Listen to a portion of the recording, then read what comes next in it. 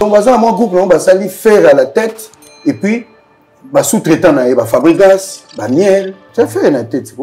C'est Léo. Est-ce que vous avez dit que vous avez dit que vous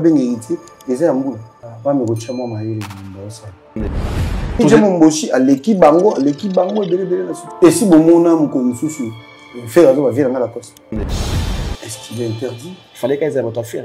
Mais les créateurs ils doivent être corrigés. Pour mon émission, mon côté, Tony, pour mon adversaire. Adversaire, au moment où on a adversaire, mais est-ce que selon vous, adversaire, vous avez des années? il faut que vous se victimiser.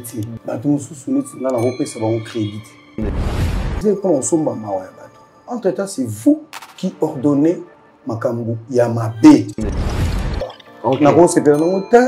Mais pourquoi il a eu cette courage-là au salon? Yamakor ne travaille pas chez nous. Et si vous avez un podium, la musique, le gars là,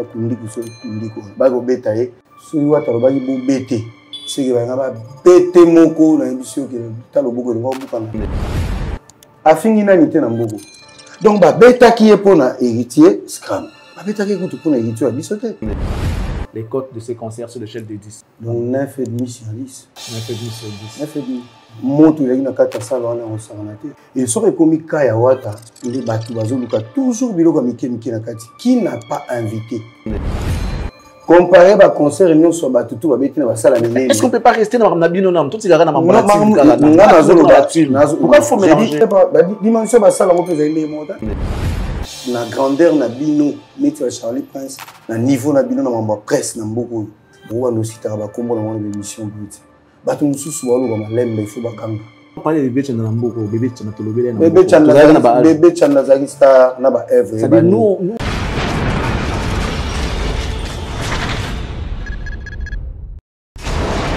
hela ma on a ekolo samo na bwala roga misi na ningina loba oye koya heya. Meilleurs vœux à toutes et à tous, mesdames et messieurs. Bienvenue à ce nouveau numéro de l'émission Impression. Nous avons le plaisir de vous présenter, sachant que vous êtes là pour nous suivre. Merci pour votre confiance, sans cesse renouvelée à notre égard. Nous profitons également pour vous rappeler que vous êtes en direct sur Cactus et que celle-ci est produite depuis Kinshasa, la capitale de la République démocratique du Congo. Alors, bienvenue à bord. Cet après-midi, on reçoit un artiste qui a des choses à nous expliquer. C'est vrai. Les propos tenus n'engagent que son auteur, mais ce qu'il va dire pourra peut-être engager en même temps son groupe parce qu'il se passe des choses que vous déplorez, que nous déplorons. Aujourd'hui, tout le monde est sans ignorer que il y a des choses qui se passent qui ne sont pas bien et tout le monde en parle. Tout le monde en parle, raison pour laquelle nous ne voulons pas vous laisser dans des suspicions ou encore dans des questionnements. Voilà pourquoi on a fait venir dans cette émission Monsieur Mishka Ngandu qui aujourd'hui occupe des fonctions énormes au sein de la team Wata. Aujourd'hui, il est le vice-président de cet orchestre. Après, héritier, c'est lui. Donc, lui-même, héritier l'a dit.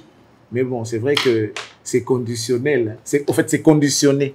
Le vice-président n'aura rien à faire. Mais celui Yazate, le vice-président, va assumer la responsabilité. Mishka, déjà dans ces plateaux des Cactus, il va devoir nous aider à mieux comprendre et nous éclairer les zones d'ombre. Mishka, bonjour et bienvenue. Bonjour, merci Charlie Presse. Meilleurs vœux en même temps. Merci pareillement également. Ça doit faire beaucoup de mois depuis notre dernière émission.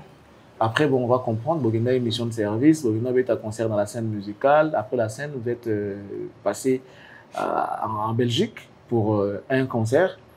On en parlera tout à l'heure. La dernière production où vous allez dans le stade de Vélodrome, où vous êtes au Betama, tout ça on en parle. Et puis tout ce qui va avec la musique, lorsque l'Internet s'en mêle, lorsque les parvenus ou encore les gens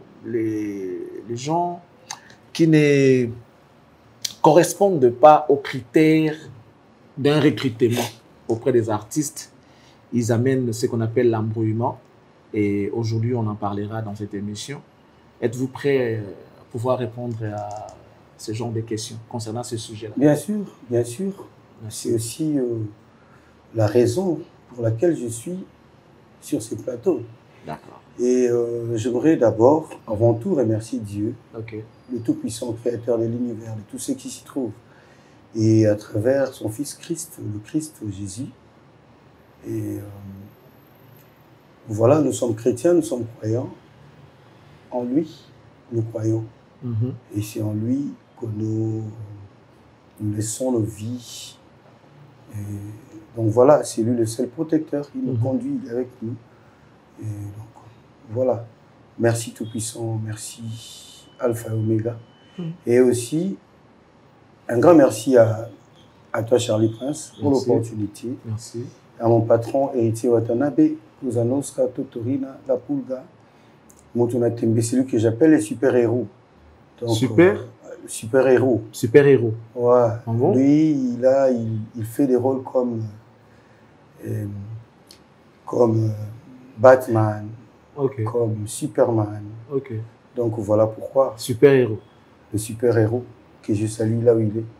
Donc voilà, mais aussi une petite rectification. Et quand tu viens de dire qu'au vice-président, mais c'est conditionné, non. En fait, cette fonction est déjà naturellement comme ça. Elle est conditionnée comme ça. Ce n'est pas conditionné, je dirais, par rapport à ce que tu as dit. Lorsqu'il est là, non, c'est comme ça, c'est normal. Ça se passe comme ça. Je n'ai pas dit le contraire. Voilà. Et non, je sais, quand tu dis conditionné, les gens qui nous suivent peuvent mal comprendre la chose. En fait, la fonction de vice-président, elle fonctionne comme ça. Partout, même aux États-Unis, lorsque Joe Biden est là, c'est Joe Biden qui fait tout. Hein? Je n'ai pas voulu laisser aussi cela dans cette confusion. C'est conditionné. Donc, ce qui est héritier Azali, Mishka n'a rien à faire. Je n'ai rien à faire, mais voilà. Je suis le vice-président. Toujours. Mais ce qui est Azali, vous pouvez décider.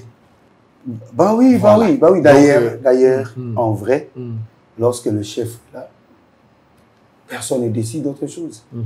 Hein? Parce que vous pouvez essayer de décider quelque chose. Par exemple, toi, quitte là, va faire ceci. Il est là. Bon, il peut autoriser, il peut aussi refuser. Que cela, c'est face. Il va dire, non, laisse-le. Qu'est-ce que tu vas faire? Tu feras quoi? Déplacer ça, mettez ça là-bas. Non, laissez ça. C'est fini. Donc, en gros et en réalité, lorsque le chef, le patron est là, tout le monde s'était. C'est normal. Hein? Voilà, Muskangando. Mesdames, Messieurs, nous sommes avec cet artiste sur ce plateau. Vous le connaissez très bien, il a les francs-parler, il réfléchit bien, avec intelligence et sagesse. Avec lui, on va essayer d'éclairer les zones d'ombre s'il faut. Alors, restez avec nous parce que l'émission va devoir commencer. On commence par votre mission de service. Tourner, tout bien en concert au Kendai. Bon, au Kendai, normalement, au Kendai pour un concert Moko. Et puis, il y a mis Balé Monanaki, donc voilà. Scène musicale. Ok. Ça doit faire déjà toujours Kendai vers 3e mois en haut, depuis au Bétiango, la scène musicale qui s'est produite, qui a eu lieu le 21 septembre 2024. Aujourd'hui, jour pour jour, le 21, comme ça, 3 mois. Donc, on ne va pas revenir là-dessus. On a déjà fait des décryptages sur les concerts, mais j'aimerais quand même avoir ton avis. Si tu étais spectateur, ces concerts, combien tu allais donner les cotes de ces concerts sur l'échelle des 10? Non, c'était une grande distinction. Donc, 9,5 sur 10. 9,5 sur 10. 9,5. Qu'est-ce qui t'a beaucoup plus plu pour ta concert? Mais tout ce qui était fait, le côté artistique, les contacts avec le public, l'ambiance dans la salle. Donc voilà, c'est ce qui compte vraiment. C'est ce qui compte. Et puis pour donc voilà, 9,5. Monte il y a une carte à salle, on s'en a ambiance, il y a on s'en a. Nous sentir que ya kobina babini ya koyemba bayembi ndenge na musique esengaka ezala. Que diras-tu à ceux-là qui ont dit que ceux qui ont bon moto c'est grâce à Wear Ensemble, sans quoi na pesi bango mbote bao baloba bongo bamesana mpe koloba bakolobaka nde balobi grâce à Wear Ensemble concert ezalaki ya wata Wear Ensemble azalaki ka invité et soki ekomi ka ya wata nde bato bazoluka toujours biloko ya mike na kati. Qui n'a pas invité? Qui de musiciens congolais qui ont joué dans toutes ces grandes salles là, même ici au stade et partout, qui n'a pas invité? Qui? Tout le monde a invité quelqu'un. Mais ils n'ont pas dit le contraire, ils ont juste regardé l'apport de l'invité. Non, ils n'ont pas regardé. Il avait un apport important par rapport à ces concerts. Donc,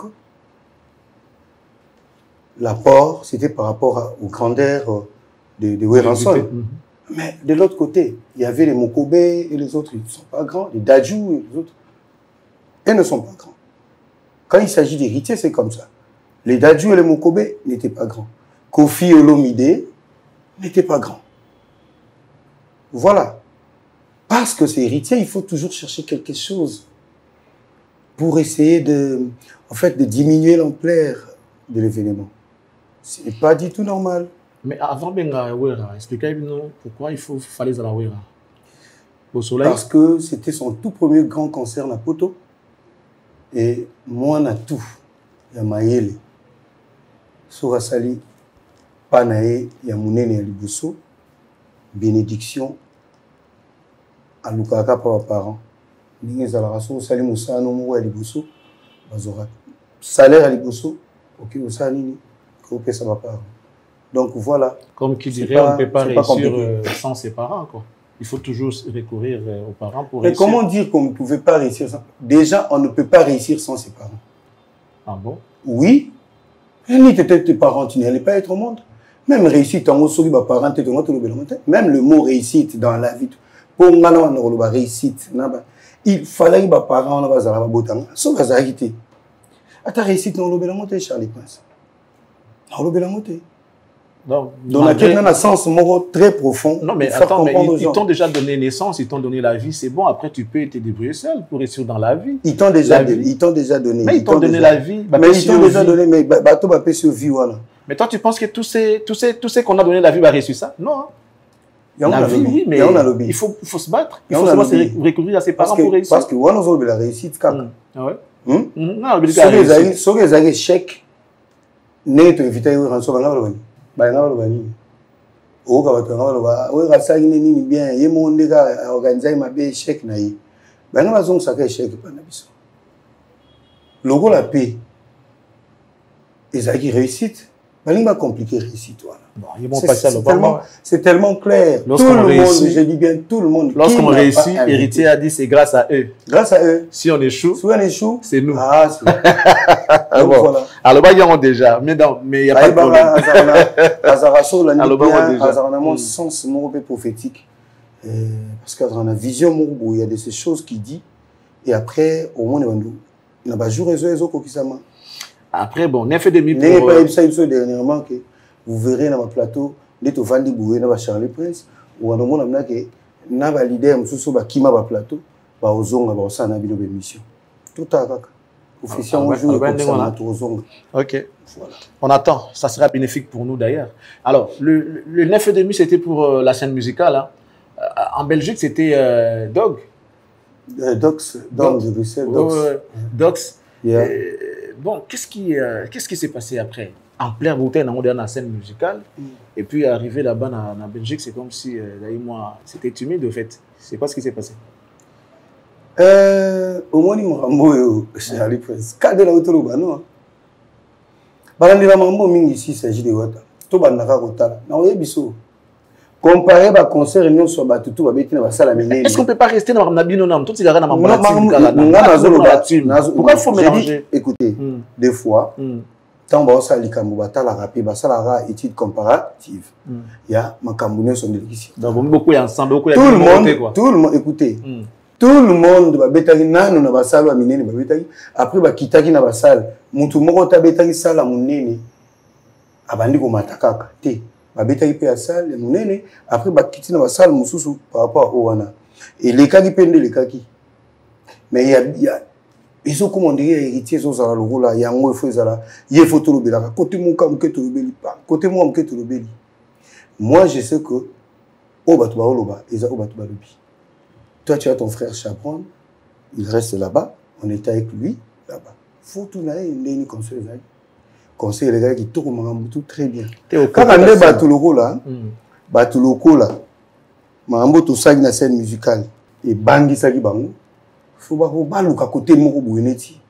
hein pourquoi tout le monde et puis au monde ngona ibsa lelo au monde ngo batutu ba oleka ba olobela au moins amake musicien ou mususu à l'écalobi au monde c'est le à l'écalobi donc en fait mais Siko maman on réussite il y a coco réussir il y a réussir mais est-ce que Siko ça il y a ma bé ko lo baso lo esimbité tant on lobi la scène bon en fait dis-nous maintenant peut ça sur côté il y a Dox parce que peut sur la scène peut ça sur la Dox c'était combien bah oui maintenant là la Dox de Michel to betaki concert on a ba norme mon côté na scène musicale ça sur côté n'engé scène musicale les aura 2 heures enchaîné faites ça maintenant kuna ezaki siko ndule na biso na ndenge za la congolaise mutaro mata podium mutaro salabu et c'était très bien bato ba sepela qui réussite ezaki je dirais oui siko côté ya kuna ezaki 8 sur 10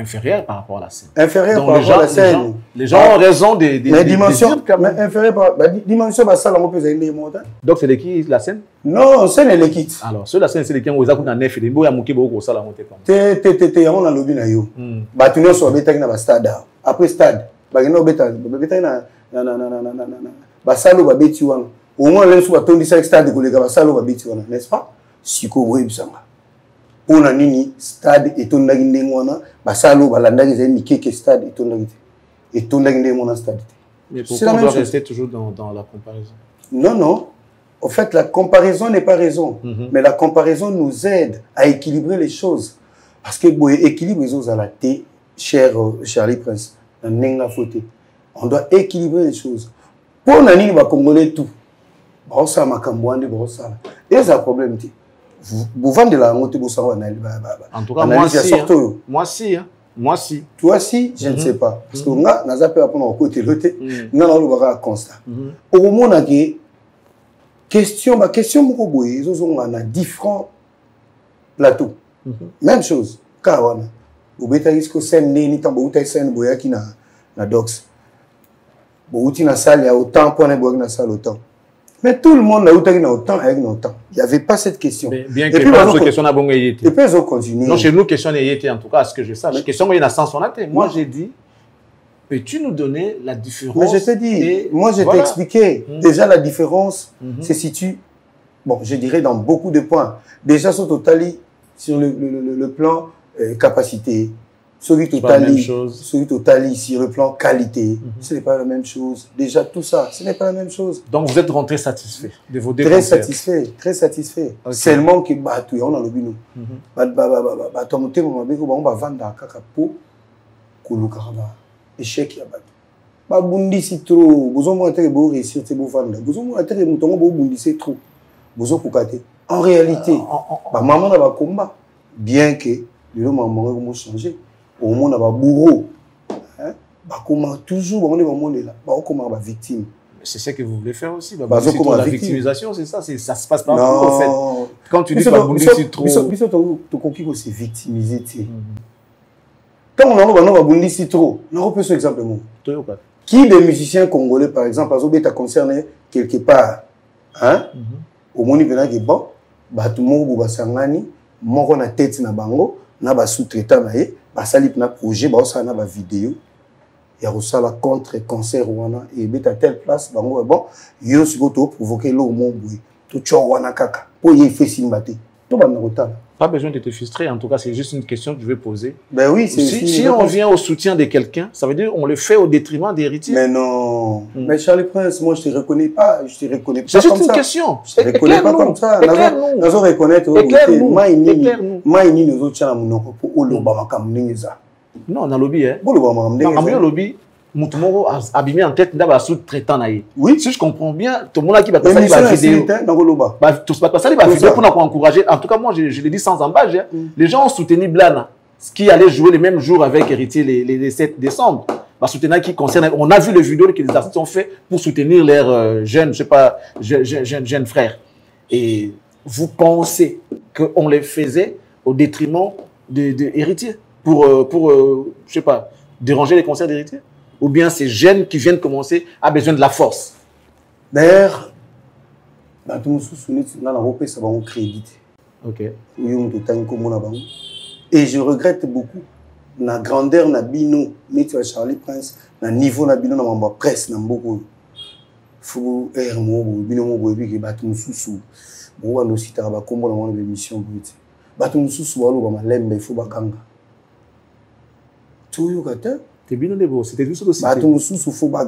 On a parlé de bébé Tchanda Namboko, bébé Tchanda Tolobele. Bébé Tchanda Zagista Naba Eve. C'est-à-dire nous. Donc nous on vend du Charlie Prince. Bébé Tchanda Zalagi, bébé Tchanda. Ah, bébé Tchanda. Monica Ndoza. Star Ayebani. Mais ce qu'on a un titre au solo. N'est-ce pas qu'il m'a montré pas musique. Au bout de Kala, ils ont fait des nerfs na RTNC. Mais Caribou Pé Zalagi. Pourquoi Bazaro Bansa n'a fait des nerfs? Autre temps, autre mère. Non, autre temps, autre mère, c'était bon, BBC. Vous recevez n'importe qui, vous leur faire parler n'importe comment, vous leur posez des questions sur tout le monde, et ils disent tout le monde sur tout le monde. Respect aux alatés, et aux tapéwana. Batumususu, il faut nitingabu, na robeta lisona bangote. Il faut que na maganga, baolo ba makasi, baolo ba malembe toujours kati.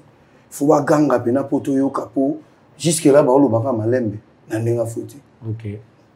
Miska lelo a role kana nzela moko boye. Voilà. Les temps to beta la Vélodrome, les to beta na francophonie.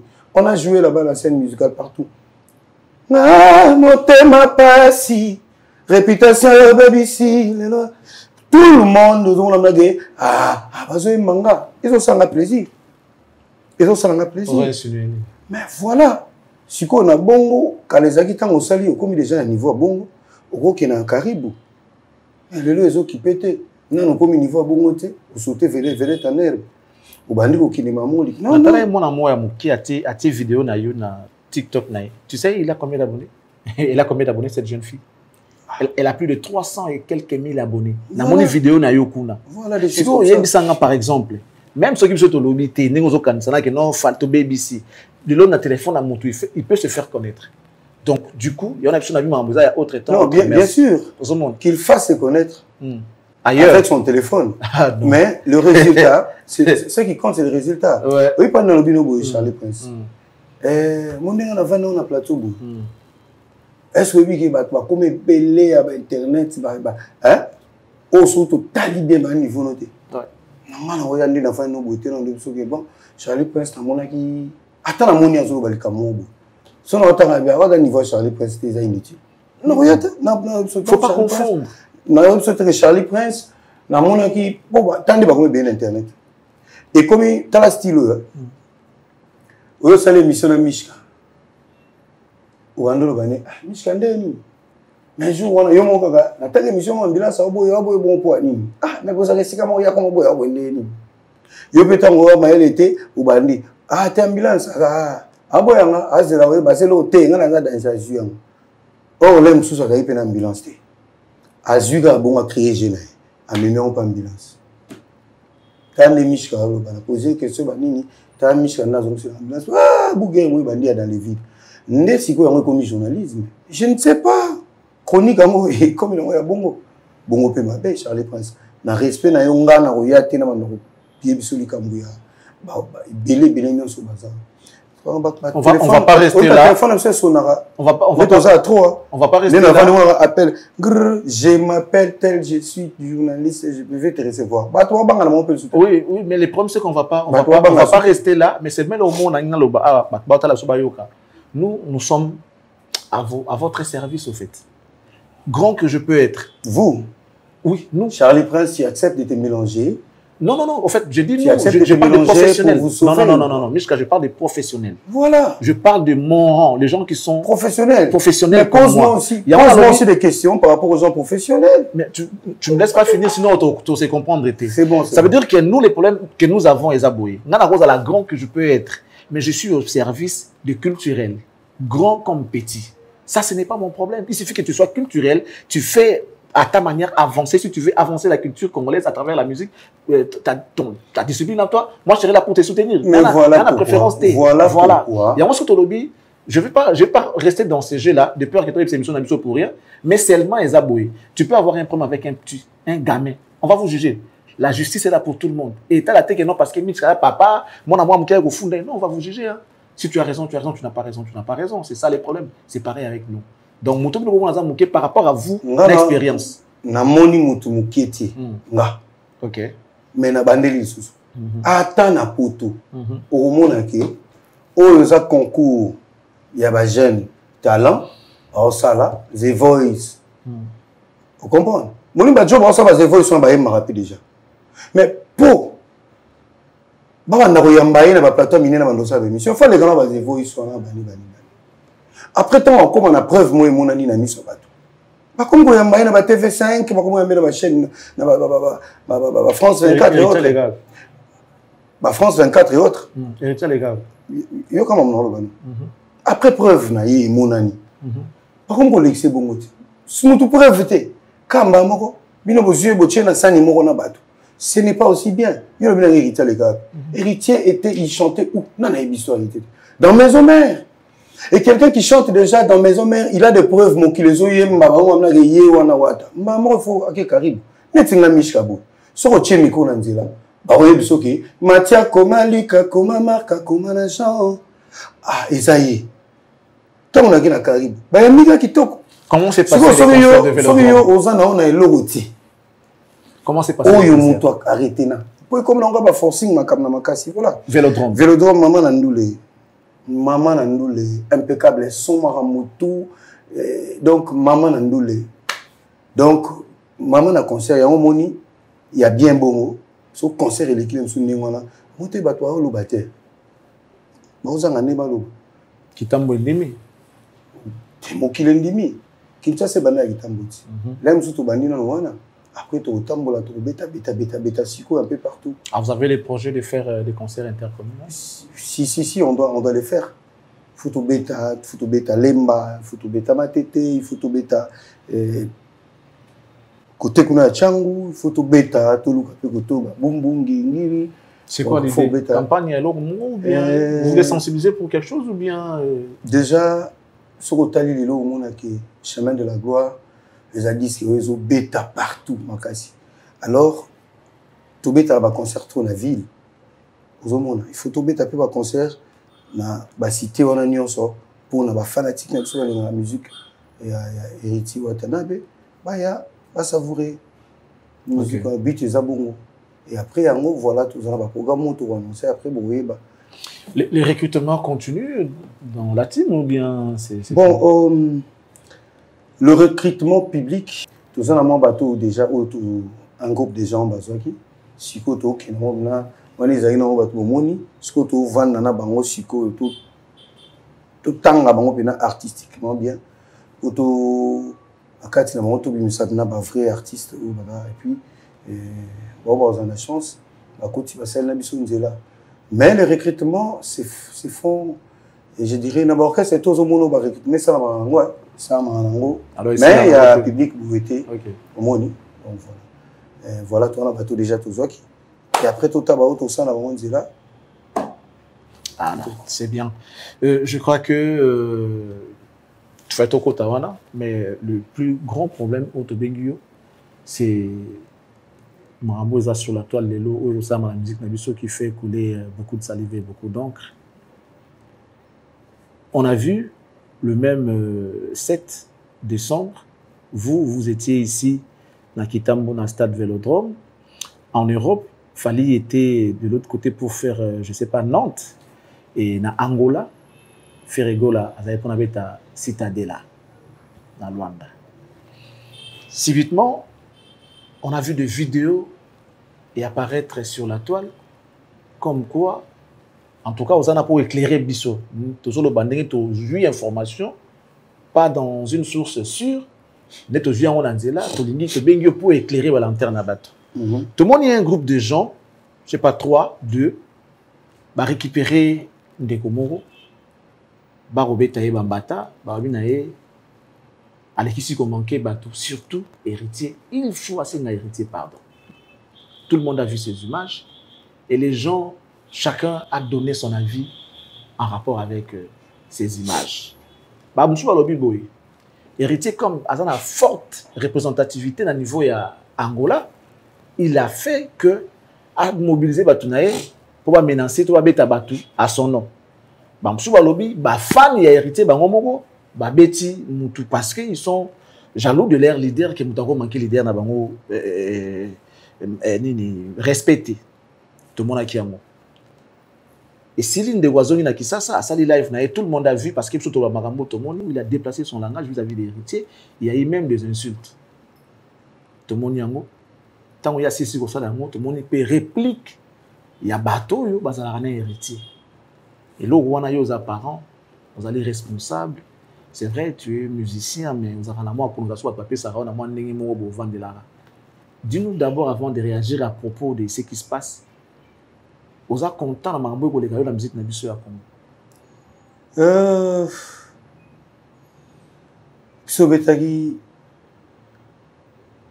Ah, évidemment, ça m'a dit dans Angola, il y a une vidéo au lobby. En fait, dans le il paraît que la Spiritas va à 40. Il paraît que la Spiritas va à 40. On a CP il y a Royo Kanan héritier a une forte représentation dans Angola. Et au Salinga bien, au Salinga plaisir, et au Longola déjà. Il paraît dans Bangoana où il y a la Spiritas va à 40. Et l'artiste n'est pas bétarandou le Nabissoubou. Les fans sont partout. Les fans sont partout, il y a partout. Ok, si vous déconnez l'équipe, vous pouvez corriger. Parce que, sans même artiste à vidéo, mais artiste à vidéo, mais tu vois, tu as un temps bien à monter, à bien à battre. Aïe, ça va, le gars là, Kundi, voit ta bobété. Si vous avez un bobété, c'est que vous avez bêté moko na émission que tu beaucoup de gens beaucoup en attente et moi j'en ai mususu. Ce qui va travailler va bêter. Yé, à bêtaminer quand on a né balubara qui sème les vents, récolte la tempête. Parce que tous allez. Et puis maman sur ton manteau nous l'ambila. Faute parce que la cause, faut pas où t'en as les cause. Cause y a eu bêta ezani. Kofinga bato. Pendant la canne, moi j'ai vu ces vidéos, tout le monde a vu ces vidéos, en train d'insulter Papa Nabiso Kaboulou, moi Kaboulou. Qui n'a pas vu ça? Pendant la canne. Bon, ceux qui ont Papa n'a pas boté, Bana Banati. Ceux qui ont na mona qui comparé pe mutu muabi. Ah, c'est quoi ça? Kimingai. Bon, tout le monde a dit, comment on fait un PD, on a PD, tout ça. Oui, ça. Sentiment. Et du Cambo, on est en catch. Et à la fin, on a vu, c'est un artiste reconnu au Congo. Nazui a payé micro, la plateau. Podium, le podium, voilà, un plateau, moi, confusion sur ça. Le podium, pour affinga bato, affingi bato, ti et sili na ngope ndengwa. Ba kumisi, ba betele maboko.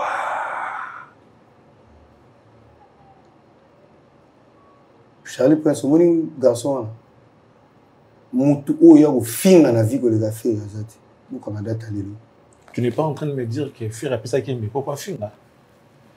Au Pesagui pour Fingati, oui. Azamutunayo, ça le marketing. Et dans le bien ou le mal, yo aussi pelanam. c'est bien. Mais on les a fingi batou, assis ici à Kei, yopé sans dire un mot. Donc tu cautionnes ce qui est les gars, ou cautionner en haut.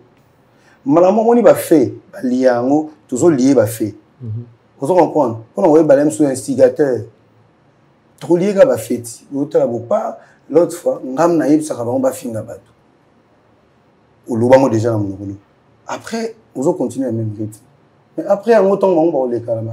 Écran, bandi ko kuma bazo lukanga na demiap bazo lukanga koto bafuninga bandi ko se victimiser pour naibité politique on a ko se victimiser toute sa vie comme ça oyebi o eza logo la fille unique na ya mama o babomaka na mboka moko babomaka mwana ya mama moko azaika moko tant babomi mama na bandi ko lela leli batu bayaki pe ba compatir na mawa mama Hélène mwana kufi mwana moko bota batu ba compatir ba pesi ba cadeau ba sel bani sikoyo mère on va comprendre comme habitude il faut continuer pour une fois banda ko continuer ka ba gérer pour la po asombaka sympathie ya ba fanatique est-ce que vous comprenez ça dans ce il faut continuer ko lela nous avons excès de ko lela wana mamoko babaye mboka mumba babaye mama ope mwana ngopa kufa déjà kala to sala pe déjà nyonso to ko sa to pesa ka pe mbonga ko to nganda ko sa pe boy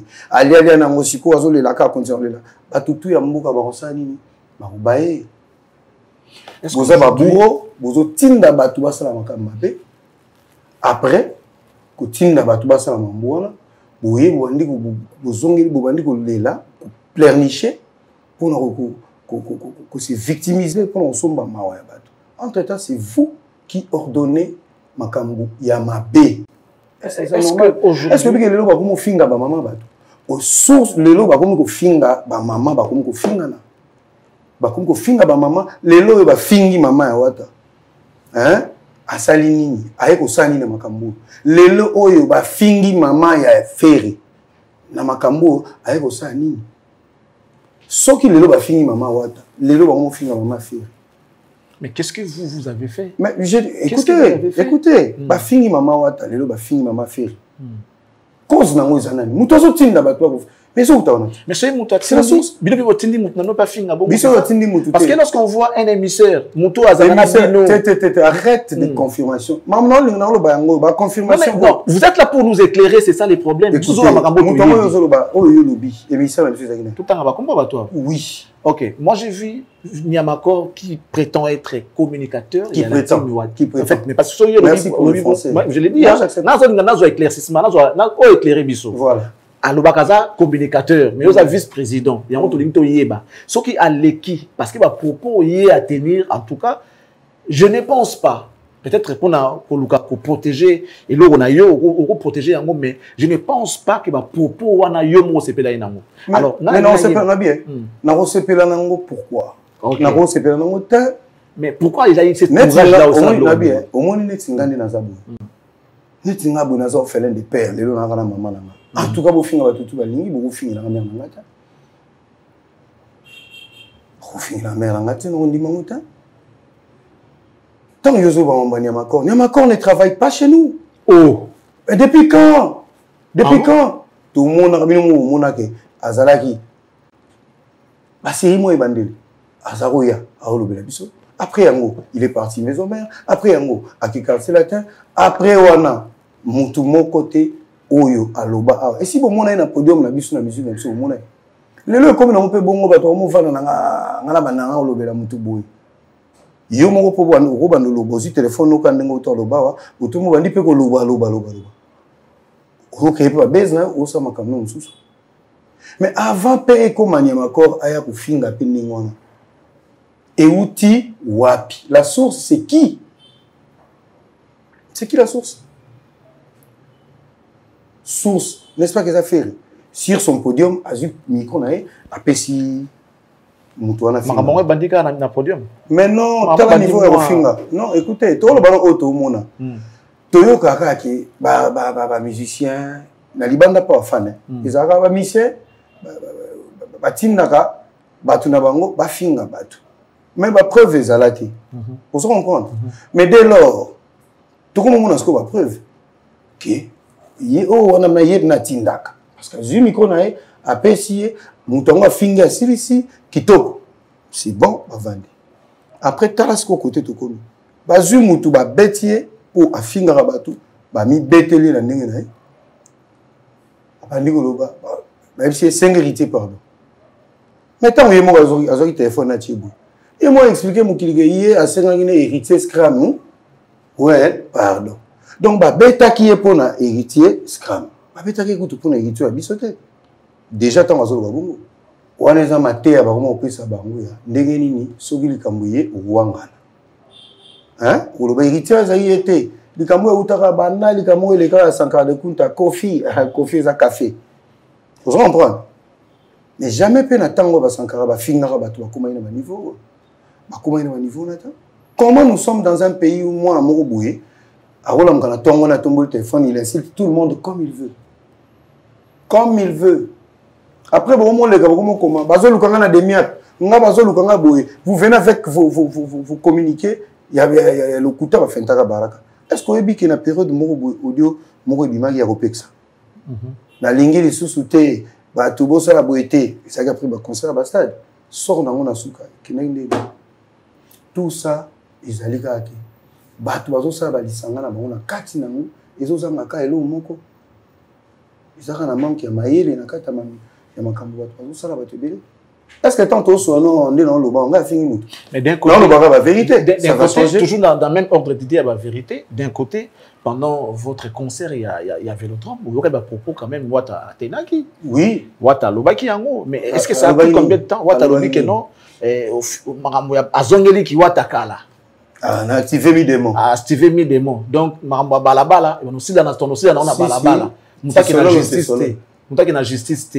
ça n'a pas mis longtemps pour non il n'a pas dit que mutaki na justice te ni mutako biso te que mutako lo bango te mutaki na justice te ça dit to réglant entre donc Wata Lobaki mi démon ils ont activé yango moni bato balali balamuki biso code 16 bouti ba vantir ko bouti nous avanti bouchana nous maïle te la expliquer biso mi démon est activé mais mutu nyonso azana partie ange azana partie na ye démon depuis le linga ya tikala ange sikoyo partie démon est activé donc so ba fingi mishka patini mutu na ye afinga pe mutu afingi mishka peut-être c'est comme ça tiko kangama likambo kotina na bandeli ko biso personne Wata za mutema wana te bafinga mutu aza na mutema wana te ba na mona mo ba kanga ye to basana sala ngo te so mi démon est activé na ndeni yemo ko bunda mais mi démon est activé to comprendre mais on s'appelle pétrole futa pétrole ba fingi Wata photo ba futa mondeni olobi so ba fingi Wata par exemple pour mi démon est activé ngapa so fingi Wata so mi démon est activé so fingi olimbisa neti so fingi olimbisa te ezami démon OK pour kala moni kota ange au fingi alimbis no comprendre ngo siko l'axi peut-être so muto bien olimbiso te et l'axi te ka kaneli po beto to bomote alimbisa neni ka yote donc lem so moto alopena musika donc voilà c'est un peu ça et puis na habite standing mamango il faut source bato fo batama mo source ya mamango wana bakomi komona na banani ba source na sona ka koinaka mutu dans les vides parce que l'artiste musu na mboko ba mona ke po bango ba exister ba sala mamu fo Wata zalate mais non vous mettez le concert na bino na oezozo te oye betamaki te est-ce que ozo ka biso to tia fina biso na kati oyi poni to boyo lo bla mamu to bona biso parce que to ni ko kota mamu te la musique va pique et ça rentre la musique mais ndenge la musique développez vos têtes vous développez maïle na bino boye ba ndeni pe boko beta ba pique na sens la musique mais c'est comme si il y a faire mais qui moi tiens moi juste mon dans les Camerounais vous êtes trop regardant il y en a ni tout avec Fabregas tout à l'heure l'histoire va jeune talent ça a quand même choqué mais l'histoire jeune talent vous n'avez même pas voulu que kota coûte nager on a équipé coûte tata bo langia ngote mais pourquoi il y a faire il faut ça la trop regardant trop sévère makamuni yozuluba nini ya faire kozala ngo regardant trop sévère yo tout va yo moniter que faire sur micro na ye apesi to finga na podium ça on a vu tous on a vu ça trop so unité en fait on a répondre kaka pour batu faut pas comprendre Bato faut ba makambozo banda wapi. Banani babanda ka batu mabe. Vous êtes le premier à provoquer, vous êtes le premier à chercher des choses et après vous vous victimisez. Boya ko bima batu malamu, omoni tabu. Voilà. Tu comprends aussi que entre la team, le groupe Ferrigola, les courants ne passent pas. Tu comprends apparemment il y a une guerre qui est déclarée. Mais courant ni yozolinga au monde, so les gâtés Charlie Press. Hein? Courant ni yozolinga au monde les gâtés. N'est-ce pas que tu as vu Moutou Oyo, aux années payées, aussi bien le bogo tombé le bogo boué. Ou Moutou Yo Pessi micro, vous n'avez pas vu qu'à la vidéo à film. La réaction d'après, ils ont écrit une lettre pour dire que bon, on va préserver la paix, les Napoléon Moana. Azaï dit pas. Pour que tout le monde m'ait dit me connaît. Apprécié. Abani a oyembele. Ayembele cha ma. Allez, ciao, ma. Ciao, azu. Abanda finga batu. Nani PD, nani nanana PD concert. Yamona. Fingi batu, assis ça zong c'est miko. Merci, ma boko pona ye.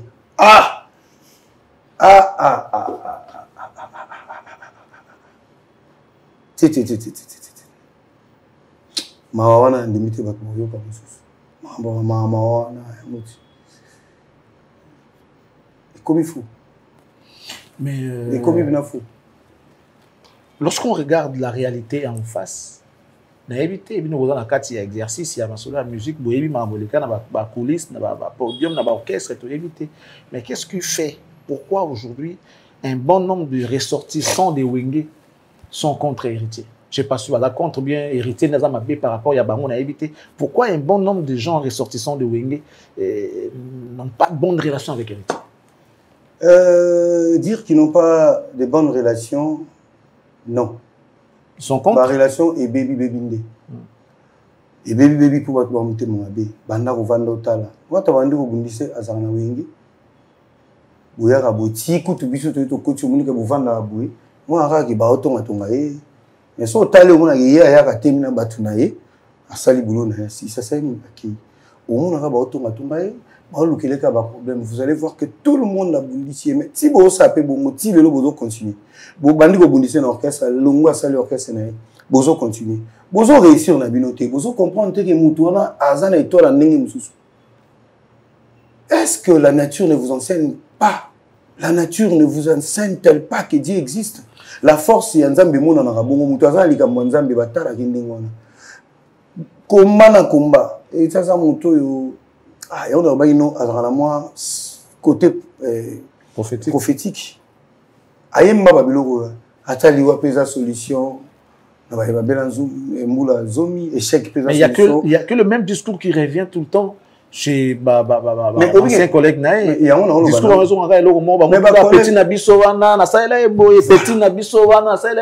Mais pourquoi tout le monde dit toujours la même chose sur lui? Mais moi, je ne l'ai jamais vu. Est-ce qu'il est reconnaissant héritier déjà pour commencer? Mais héritier reconnaissant, pour ma réunion sur ça, il y a salité pour nous. Déjà, ce que héritier a un morceau na yazo pesa yozo rené na. Et ça ça ça mutu ya koleka ko ça n'est-ce pas? Sauf que bandi botala, tala basali clique na bango wana. Comprendre? Donc baza mon groupe on basali faire à la tête et puis ba sous-traitant na ba fabrigas, ba miel. Vous comprenez? Ba zui na mwana moko boka boy, nzemba de la République et bimaka awa. Et l'autre gars, héritier c'est nzemba de la République a dédié mona King Victorien, King Kester et tout. Il y a un moi comme ça on dit il y a un komakango et comme on dit muko nango par rapport à yokanze moza style na bango akikoyemba. Après il y a muko a créé problème. Pour le rôle il y a ça vidéo yemba na nzembo il faut surtout bando beta concert ba benga ya na concert. Nathalie écoute musique. Na habité vieux Kester soit qui vivant. Lelo batu musanga beta pour vieux on ils arrivent aux Arabes 300 fouets. Vous comprenez? Soit soit au ça pompage, mais Kevin serait bimé à danger. Surtout soit bimé sur un désordre. Soit ils viennent à Zaghi le long bête à Kevin en désordre. Bah ça les clique na bango. Vous comprenez le clic na bango? Pour lui faire une fabrication c'est tout. Ça fait une tête quoi. ça les sous-traitance na Fabregas. Miel, Céléo. Donc, basali. Et là, on a bango nyonso. Pour babandako. Hein? Il y a aussi les tazati. Achuka mochu.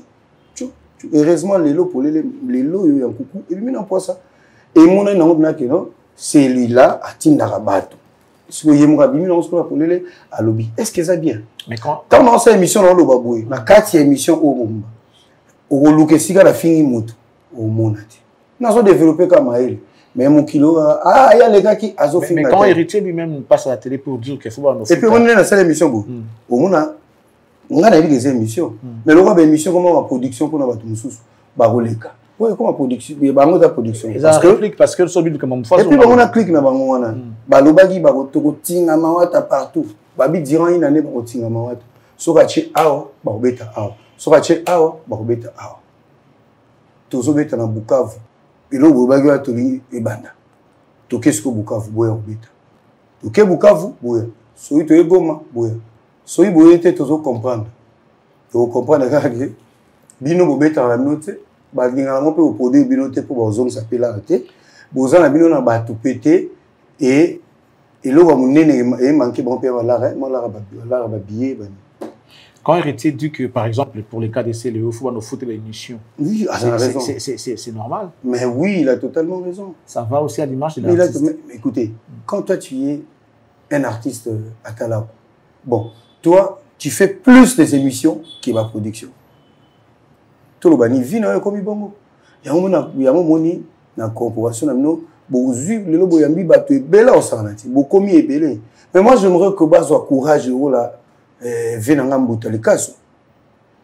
Mbutalikaso azaki comédien, artiste, chanteur et tout. Asala ba siksa danger na mboko.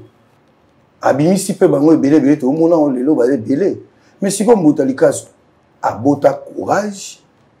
Amonga mamandule langa ezokili ngo ils ont bien été. À bota courage, à la chaîne, à comment on est collègue. Et là, ils ont ça dans le c'est le TV. Miel info. Et là, on peut en héritier qu'on dit Magalé qui va couler, tu vas bien l'équipe. Pourquoi il y a beaucoup de qui va non, héritier, combien on a l'équipe? Nous tenons ce tac où on a l'équipe na balabala. Non. Non. Bah ça va poncer à qui? Oh. What is the point? Qui leki qui zaka foza maman papa maman. Ngai po obenga leki fona ndima kozaleki no. Ah. Sona ndimi kozaleki. Atababi ke mbula na C donc baga na droite. Leki ya mbula na C na likolo, c'est autre chose. Est-ce que on leki bon ba benga héritier eza ya mbula? Eza ya nini? Non. Na peso exemple mo. Pour bato akangama na mo. Oh leki héritier ça leki ya mbula. Aza leki na ye na ndenge nini bato ba collègue ba yembi esika moko.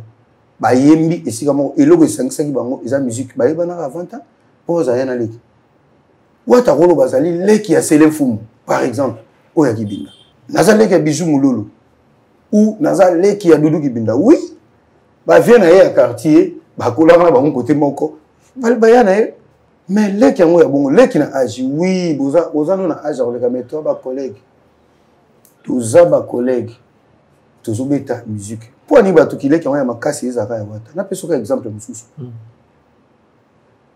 Ngano na mona te jour mo Lacoste par exemple. Lacoste na fait na mkolo.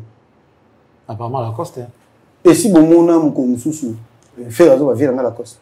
Bon non. Bon kileki ya makasi o ni ga ya wata bo. Eza problème. Komba na bango ezaka moko. Boko étouffer lumière on a te. Bon ma lumière on a te. Joli ngando esthétique.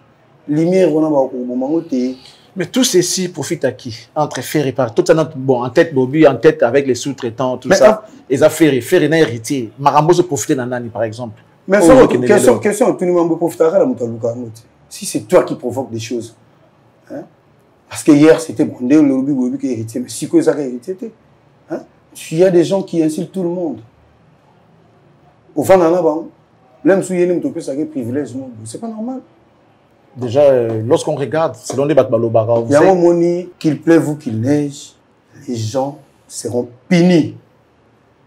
Il n'y a pas de problème. S'ils ont commis une bêtise ou un délit, il n'y a pas de problème. Tous ces brigands-là seront punis, de gré ou de force. Vous êtes revenu à Kinshasa, aussitôt revenu, vous recrutez un artiste venant du groupe de Ferregola. Après, vous êtes ancien guitariste et à Ferregola. Tout ça là, c'est pas pour susciter toujours des tensions. Est-ce qu'il est interdit? Est-ce qu'il est interdit?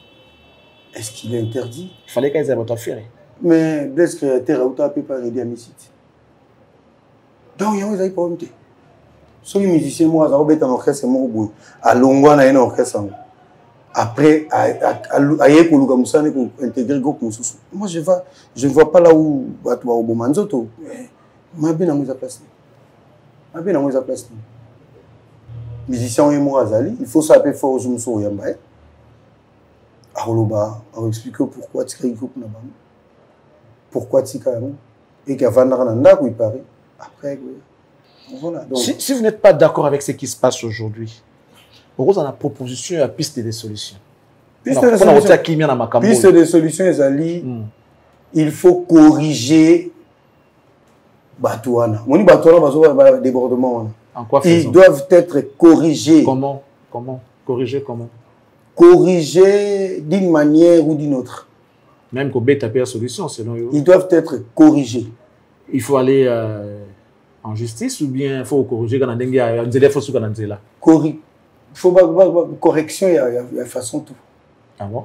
Correction, il y a même façon dans la violence, vous êtes d'accord? Correction, on ne peut pas être d'accord pour la violence. Ouais. Ah,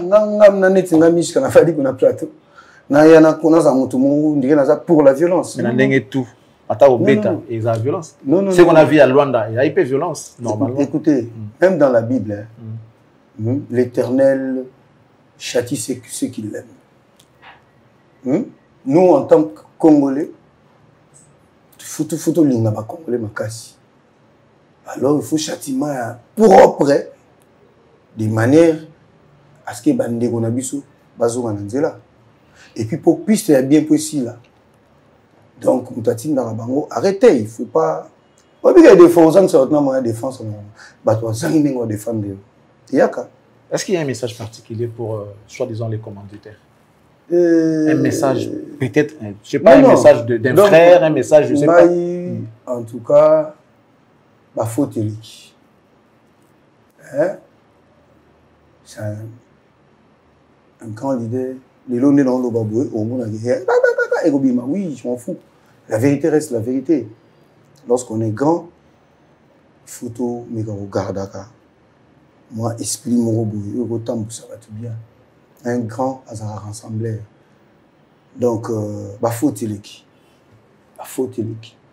Trop de fautes, c'est démoniaque. Les erreurs comme ça dans la vie, c'est pas bon. L'erreur est humaine, mais persévérer dans l'erreur, c'est diabolique. Ma faute est qui? Il faut faire attention avec le jeu de mots, c'est pas bien. Mais je dis, persévérer dans l'erreur, ça devient diabolique. Il y a quelqu'un qui persévère dans l'erreur, tu penses? Si. Peut-être ça, il mort au podium. Au plus, exemple, il y a erreur, mort il s'amène à podium. Ce n'est pas deux, c'est juste une seule erreur. D'ailleurs, persévérer dans l'erreur, c'est diabolique. Ils ont un conseil pour nous battre tout. Parce que na Congo, ils ont un musicien mort oyo aloba ouvertement et clairement que Azumutunaye Mourou Yatindaka à ça la émission à Fingarabato. Il y a aloba ouvertement que Ngamutunatindaka et Malobé Zanakata Mourone Ngamnatindaka. Il y a qu'un seul musicien congolais ou aloba.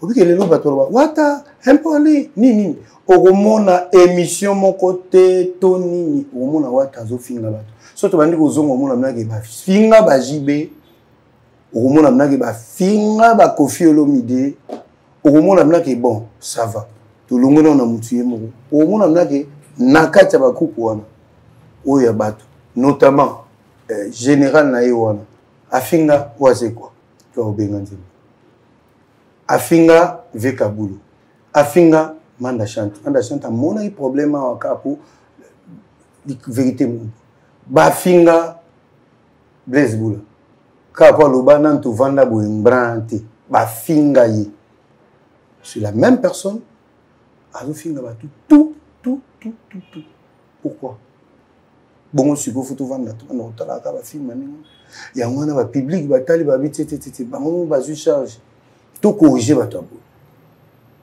Parce que retourne en haut. Parce que le public a une option de corriger. Retourne en haut, il y a un leader. Est-ce que ça bien?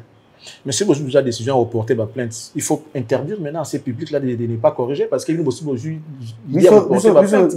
a des plaintes dans des MIAP, il y a des plaintes dans la zone d'instance, tout ça et tout pour la battre. Il faut que vous ayez porter votre plainte, porter votre plainte.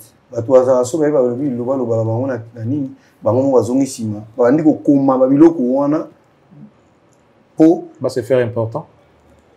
C'est victimiser. Politique, il y a victimisation.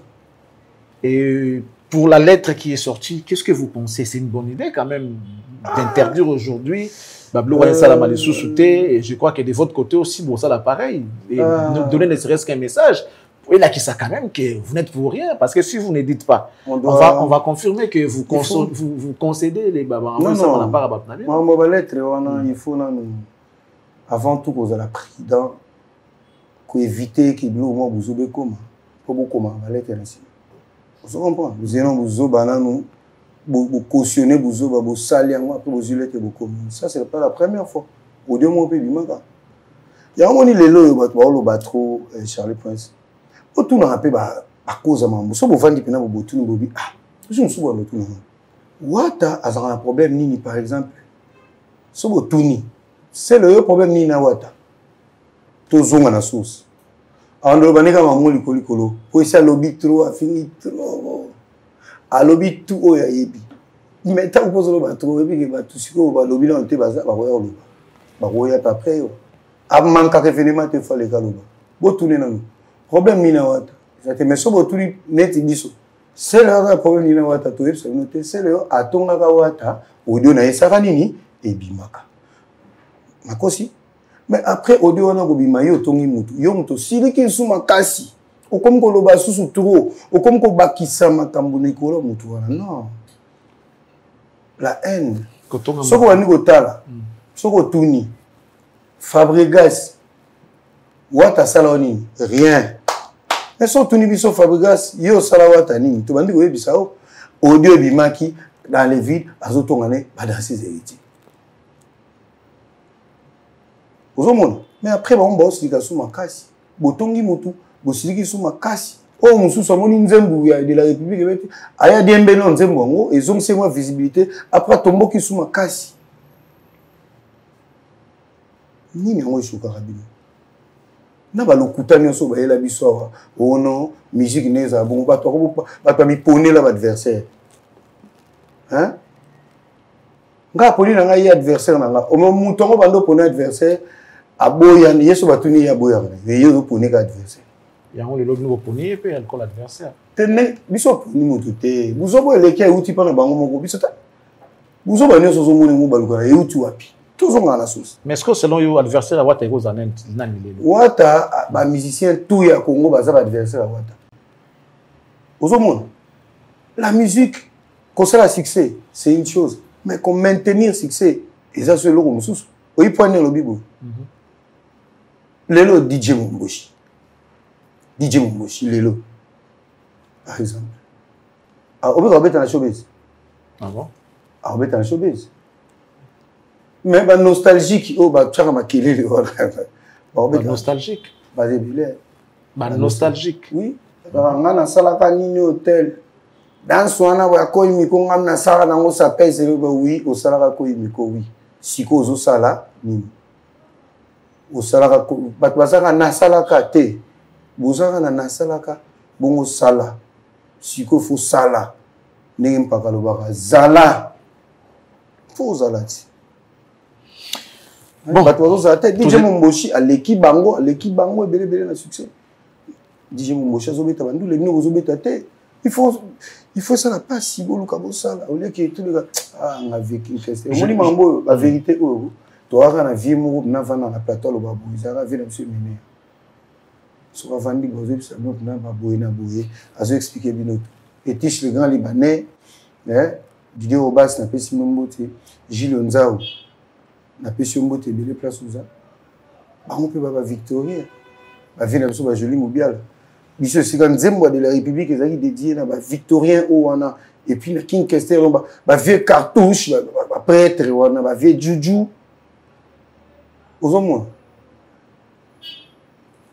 Je crois que tu ne peux pas manquer un message à adresser à Héritier qui est ton patron, mais il a le droit de réfléchir et puis faire rigoler en même temps parce que l'avenir de nos enfants en dépend. Lorsqu'on voit ce qui se passe aujourd'hui, ma mère va au fin, ils ont déploré, et ça quand même c'est honteux, c'est pas bien. Non, il faut, on y voit ta salarié émission, on a beaucoup là. Bato ba finga bato te poso na PC ya golia soka tondité alia ngamo a finga ngamo ozo comprendre mon pepe o yaki makasi ta biso to fandi to talibo idéologie di mishka kende kuna bato to latisi bako kilo empire du mal bato ba zu idéologie so ba bundi na ngobi tumba wa bien que baloba ba remercier rati lelo au moment après l'émission ba molo bela soso ba mélomane na bonne musique biso toyeba ke bato mo bazaka na ba fanatique na bango kaka bango ande ba ya concert na bango mais ba komo beta pe le solo ba mélomane ya bonne musique po biso to lobaki ke musique ba fan ba ramuke mais ba vrai ba mélomane ba la bonne musique ba zebele po bato alinga la bonne musique a kolinga musique a Charlie Prince azo linga pe yanga bato ba zali na concert Charlie Prince o ya pe concert na maintenant ba fan o ya ma o ba mukie ba radical o ba ramuke comme on a un niveau de la communication, qu'on empêche les vrais mélomanes quand même mais ils ont manqué à gagner pour les musiciens. Pour les tout ça, empire du mal, empire du mal, empire du mal. Mais si quoi parce que empire du mal, côté là, tu sais qu'il y a un talibo, bateau côté bah ok, nous comme ok mabé, frère. Vous en avez côté. Mambo au fin à bateau, on a une tout le monde n'a pas et tout sami et tamboli plus normal. Mais bateau qui tombe à Yambian, on va sous tombe à Yambian, tout là on côté la commission. Bon on va y aller qui sa niveau. Les locaux ils vont fin à voler bateau, bien qu'il y a pire du mal. Bateau tout bien qu'il y a pire du mal. Les locaux on va fin à ce qu'on voler kabang. Si vous avez besoin de tout, vous musique, le bête, on a jalousie, bon, on a les grands balo bagnon sont des watazare l'autre. De battre on le ça sauver watazare mon côté, azare le côté, wata tout, bon le boya tout. A même la mission la poto les gabino ensemble le gabino mais bon fandi bozo tala. Bon mon européen, mais on a il faut vous comparer na tout le monde. Donc, il faut tout ça, il faut tout ça. Donc, Wata est irréprochable, quoi. On peut dire ça comme ça. Pour l'instant, par rapport à ce qui se passe. Par rapport à ce qui se passe, et Zara, un musicien mort, ouais, Botissime à Cambo. Yo, mon agité. Et Zara, un musicien mort, Botissime à Cambo. Le fait qu'Akaya autorisé mon tout, affine avec notre podium, c'est tout. C'est tout. On a compris. Mesdames, Messieurs, j'espère que vous avez compris. C'est ce qu'on voulait, avoir avis des acteurs principaux de cette histoire qui se passe aujourd'hui. Ils ont toujours préparé un abisso. Qu'est-ce qu'il y a un abisso? Bachan abisso. Bourgo Bachan Mishka, Bourgo Bachan Ambulance, Bourgo Bachan Gires, Bourgo Banzembo, champion voile, Manzekou, Bani. Terrain où il y a terrain où biso tout le monde sous terrain. Wata boy on kala. Wata fait une année à l'écakali sous médiaté. Il a répondu avec force. Pendant cette année on a bazo les gakaka. Bazo le gaba fini bazo gaba lobisi. Aboy ne goloba. Batwa omoni asila tala limwa. Azonga sale émission. Bandi ye ka be mission kolobaloba na be mission de bino boya mbaboy bato akoma swata legi na plateau na bino mais ozo ba ninga na bino ba chroniqueur bango ba koloba ke ye bile kale ka ngole kana ba plateau oli ba so ta lokumba ba ta ke muto yo azo song c'est so valeur na biso azo rendre biso sincère non bato ni ba loba ba bisa ba langage mususu oh asala live na TikTok tout le monde le fait aujourd'hui. Tout le monde, sans problème. Bato bazonga na plateau na bino. Bazonga. À quand l'album du groupe? 2025? Ouais, 2025. 2025. Ça sera un album de combien de titres? Ouais, je ne sais pas encore. Les gens qui sont choisis pour signer, c'est déjà combien de personnes? Bon, jusque-là, si c'était pour Batunia, il faut une soya, tout va sélectionner. Et après, ils ont s'appelle 4 chansons. Il s'appelle 4 chansons. Après quelques mois, 5 chansons. Produit par. Manantanda, il pas préparé déjà. Produit par qui? Yamakasi. Maman, nous sommes des comités. Ok. Alors, le 20, vous êtes à Bukavu. Nous à Bukavu. Un concert. Ouais, tu veux mettre un concert à Bukavu, $100, $50. Et comment la langage du Mongo Kaka? Oh, Bachaka d'invitation. Letinga, Moutounini déjà à mon invitation, moi, il y a Bissou, on a la pesa. Ils ont habité membre de la famille, on a tout, Bissou, Beta, il y a normal. Bon, le reste, langage est faible. Pour Mouta se défouler, il faut avoir le barrage. Il y a une invitation. Pour la ligne, quand on a un conseil, il y a $100 et $100 et $100 bon monde. Le rôle est impossible pour la banque. Il y a une possibilité, on a tout le monde. Tu roules à Sigo na Bukavu, 100 à 50. Tu roules à Goma, $100. Tu roules à bateau, il faut coller biso. Il faut tu roules à Bukavu, il faut taper na Bukavu, Bachalibaya. Si tu Goma, tu taper na Goma. Surtout que poto baya babeta pena pour balba part tout c'est là-bas accompagner biso ah on a lobby à la émission yo moninga na fingi muto pourquoi c'est justifié non tala siko réaction de Je tiens à dire un grand merci à M. Toussaint, le patron de M. Katia Commercial, le citoyen du monde, votre agence M. Katia, import-export, fret maritime comme aérien, transfert des fonds, vente de véhicules, location, vente et location des véhicules de luxe, vente des billets d'avion, assistance en matière de visa. Nous sommes dans tout. Mesdames et messieurs, je rappelle encore que nous vous demandons de pouvoir voter pour notre fille qui est candidate à l'élection Miss Portugal 2024. Au nom de Katia Manuel, ceux que votez moi, bien, il suffit de suivre les liens. Vous rentrez dans les liens et vous votez pour Katia Manuel. Vote, il y a 5 €, 10 €, voire même 100 €. Pourquoi pas? 100 €, c'est pour 1100 voix. Donc, si vous faites à 100 €, ça veut dire que vous 1100 voix. Et moi, on a encore gagné un concours. Très bien. Un grand merci à Madame MM, la classe et la beauté, les sourires permanents, la carte qui gagne, Joker, God bless you. Jean-Flavien Kaneki, la définition de l'intelligence et de l'élégance. Merci beaucoup. La très expédieuse Madame Annie Moussouloukou depuis la France, précisément à Paris, en train de nous suivre. Bonne condition télévisuelle, Madame. Nous vous recommandons Moussouloukou. Nous vous recommandons également Madame Noëlla Yanga pour tout besoin de terrain. Vous avez besoin d'acheter ou encore de vendre, mesurer, morceler, besoin des documents liés au cadastre. Veuillez contacter Madame Noëlla Yanga. Elle va vous aider à les avoir en un temps record. La grande dame de Bruxelles, Fifi Kabedi Wetu, Bichouewa Mamou, Mamou Fifi Bichouewa. Donc, Bambo Tebeleska Otala Bisso. Alain Bolika, l'autorité morale. Bruno Lubika Mbonga propre. Yateo Zambrota, l'homme au grand cœur. Merci à Nick Kuba, Mofiniko à Kinshasa. Apôtre David depuis l'Australie. Tata Mag, notre coach, nous vous saluons. Salut également à Odulement Pouya, exemple à suivre. Maître Jemima Lingibato, Alida Princesse. Voilà, avocate Nabiso. Alors, Mishka, nous enchaînons vers la fin de l'émission. Je crois que tout a été dit, mais Orochitega, on a moi un conseil parce que tout ça, on a besoin de Marambo ici là. Nous voulons que ça s'arrête parce que ça n'honore pas. Ça n'honore pas que ce soit du côté de la team et du côté de Ferregola. Ça n'honore pas. Nous voulons que ça cesse. Peut-être que les mots que tu pourras sortir ici peuvent changer des choses. Donc, non, c'est un cool. Ok. Coco la au sens du mot. Ba me gocha moi maili na mba osala. Kochara moi maili na likamutu osala. Kozala vigilant, kozala prudent na mambo belé. C'est fort, ouais, c'est pas fort. Sinon nebiso vanda na biso boy, ba maman na biso wana. Ba vendre mon na bandako.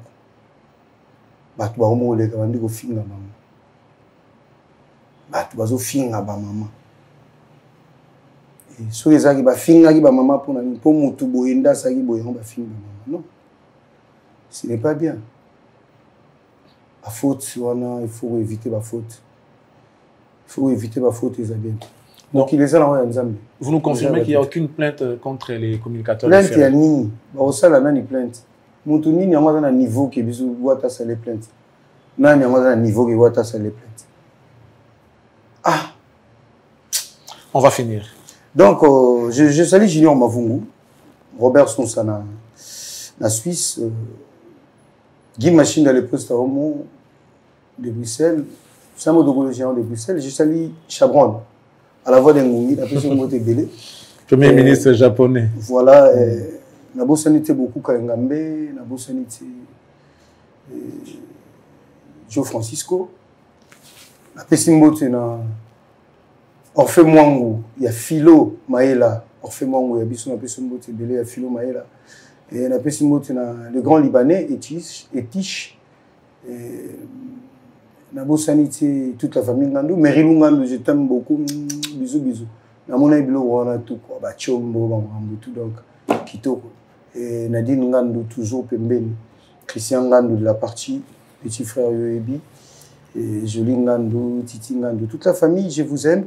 Et Christian Champagne Moupemba, Nabo Sanité, Eric Ndondo Boni, na Canada, na Pessimbote, na Fabala, Gazula. Et Bruno Business, Nabo Sanité, Patouchi Sekedi, Patouchis. Patouchi Sekedi, Kali Chisekedi. Et aussi l'oncle, à fille de l'oncle du chef, l'oncle Yamokondi. Nabo Sanité, Glody Kianda, le frère, Glody Kianda, na Pessi Mbote Bile, Kianda Glody, et Pessi Mbote na Daniel Mabaya, l'homme le plus stable, Mabaya Daniel, Maître Kevin Kasonga, na Maître Casimir Lae, on a petit nanga, il y a avocat, on a Bukavu, donc tant aux oya, on a tous au monde en maman. Bosumba il y a bien, il y a 500, on a kitoko. Ninge zalara, vous êtes déjà à table, nous bukanga. Ou bisous venez à Ramutaroya, Boueka, Razune, 4 et 5 tables. Elle a libéré maman cash et qui les voilà. Donc, Nabo Sanité, l'honorable Christian Badibanga. Christian Badibanga, na Pesio Motebele, Patrick Kandolo, le frère Liberté Mbouyamba Chimanga. Et aussi l'honorable Patrick Moubengaï, Nabo Sanité, honorable Tembele, Jean-Jacques Tembele, Abisobana Limité, hein, et le cordon, hein, où Abiso a comme cordon et aux ongles. Petit Nanga Baïgon, toute la famille. Donc, Souligny Binomingi, Koko Mouya. Asimi Marambo, deux fois, Koko Mouya, la Pession Motibele, et puis le cordon Rudolphe Mayombo. Komegati. Jean-Jacques Tembele, l'honorable Yabisobana Fuma. Yabisobana ya Mont Amba, tous les là fort, Gabi Mabengi, Yabisobana Mont Amba, honorable. Et puis, à toutes les personnes qui nous aiment, le boss Eric Mouawa, na J.R. Mandé, et le cordon Mukendi. Arnaud Mokanga et tous les autres, le premium, Yabiso Yamwana. Donc, Charlie Prince, la vidéo dans côté. Merci. Donc voilà. Ça est fini. Joe Kiala, Alain Mwami. Goma. Ok. Donc ils arrivent déjà, à partir du 19, ils seront déjà à Bukavu. Après les 20, bon, Kenegoma pour envoyer ta concert, et ça va bien. Donc vous qui êtes de ces côtés-là, la team Ezoya, vice-président Michel Kangan, pendant 2 concerts, Bukavu et puis Goma. Et puis voilà, ils vont regagner Kinshasa. Ça en est fini pour aujourd'hui. On tient à dire également merci à Kulutu Dodo Wembankoyi, Luboko Yanzambe, merci beaucoup. Et je tiens à dire merci et je souhaite un très bon séjour ici à Kinshasa, à Mami Onema, à Sensei Yves Ekofo, à Pessi Bambo Tebele, donc Jude Mopapa, la bière de luxe, la bière des stars, la bière les plus expérimentée, l'ambassadeur itinérant, merci beaucoup, bientôt pour comprendre. Alors, si vous avez aimé, dites merci à la grande équipe de Cactus. Gloire à Dieu. Oui, le 2 janvier, tu vas la matete. Beaucoup de matete. On s'en la campagne que beaucoup de campagne. Yo moni batu 4 mois qui na commune. Matete, ponandini. Oh, mamango jione bandio. Jione uti wa pia bat pa betati. Na kin. Neto na kin boye ba kinois, jione uti wa. Batna commune on va nous le bateau bétate. Batna batwando on commune bon. Auto sugandeni. Vous avez un côté token. Nyo sono batwa sa makambo. Kakuzani sa maili. Faut que tu aies maili na mambo. Ah, tout résaillé j'espère. Na lobby hein. Tout résaillé. Mais ça déjà équipe ça déjà pyramide. Ah na ba sous-traitant.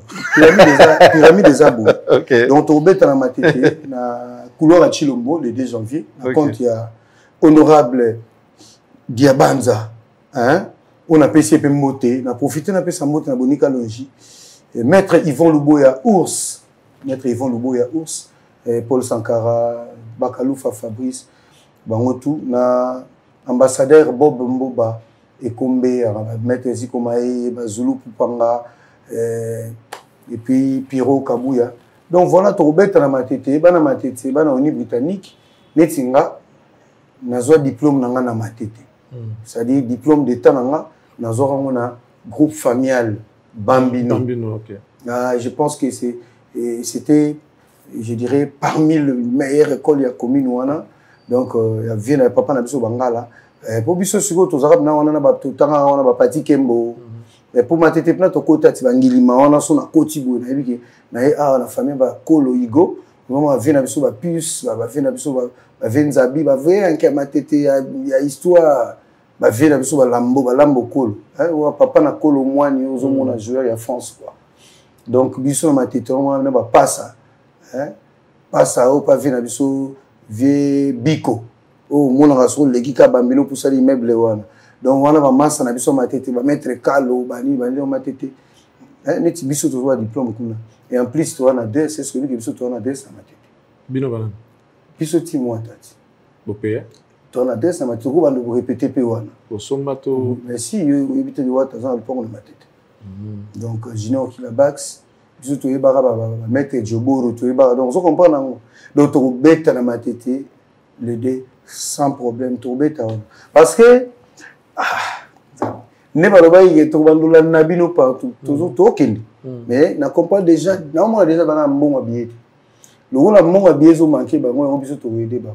Les 20 na baranaya toyoya biso sko tozomiye donc to kubeta na et ça ozolo bana se na zolo kati ganga et puis kanabé nous mekota ba réunion ya Noël ekota rien divé en tout cas beaucoup ta ba réunion na bino Cosa Nostra ba réunion no mosa na ba sous-traitance wana bobo mindule bobeta ndule kwa chemin de la gloire libanga ya bosaranati.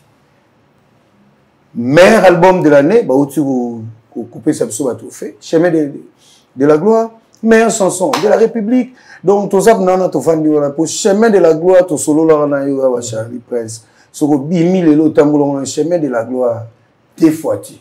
Et comme si tu place mon Novelas. Oh le lo si Michael Simba Cheke. Amour qui charmant lengi bébé.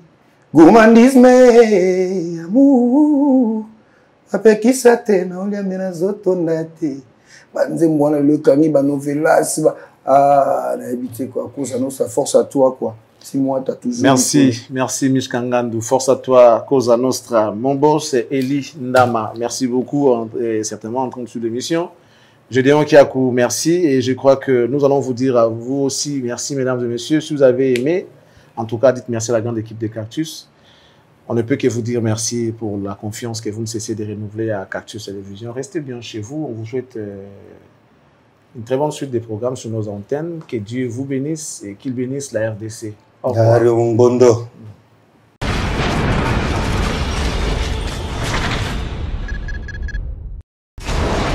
Hela, ma, on a écolo samo na boala, roga monsieur, na ningina loba, oye koya, heya.